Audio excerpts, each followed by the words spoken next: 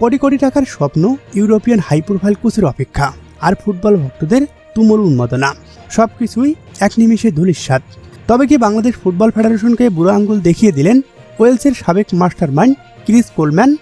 যে কোচকে প্রায় চূড়ান্ত করে ফেলেছিল বাফুফে, সেই কোলম্যানই এখন কোটি টাকার অফার নিয়ে পাড়ি জমাচ্ছেন তুরস্কে। কিন্তু কেন এমন নাটকীয় মোড়?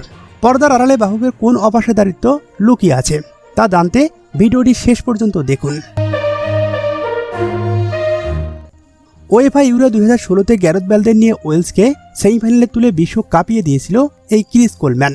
ফিফা র্যাঙ্কিংয়ে 117 নম্বরে থাকা দলকে 1 লাফে 8 নম্বরে নিয়ে এসেছিলেন তিনি।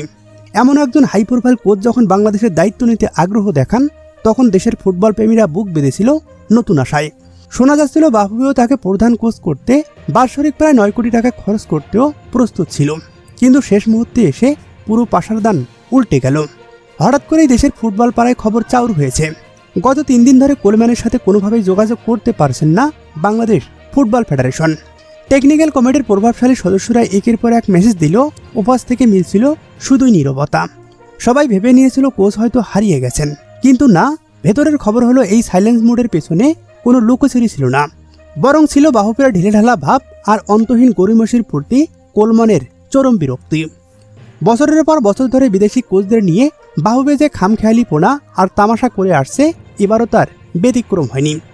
একজন প্রফেশনাল ইউরোপিয়ান কোচকে দিনের পর দিন চুক্তির ফাইল ঝুলিয়ে রাখা, স্টাফদের বেতন আর সুযোগ সুবিধা নিয়ে গরিমাসি করা, এসব অপেশাদার আচরণ কোলম্যানের মতো একজন হাই প্রোফাইল ব্যক্তিত্ব মোটেও মেনে নিতে পারেননি।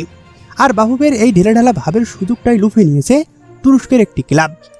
একজন প্রফেশনাল কোচ হিসেবে তিনি যেখানে সম্মান, পেশাদারিত্ব এবং মোটা অঙ্কের বেতনের প্রস্তাব পাবেন, সেখানেই তো যাবেন। বাফুফেকে তাদের খেয়ালিপনার উপযুক্ত জবাব দিয়েই কোলম্যান এখন 20 টাকার চুক্তিতে তুরস্কের ক্লাবে যোগ দিতে যাচ্ছেন। ফলে বাংলাদেশ ফুটবল ফেডারেশনের খামখেয়ালিপনায় আরও একবার অন্ধকারের দিকে চলে গেল বাংলাদেশ ফুটবল উন্নয়নের বড় এক সুযোগ। কোচদের সাথে বাফুফের এমন অবহেলা ও অপেশাদার আচরণ নিয়ে আপনার মতামত কি? জানিয়ে দিন নিচের কমেন্ট বক্সে।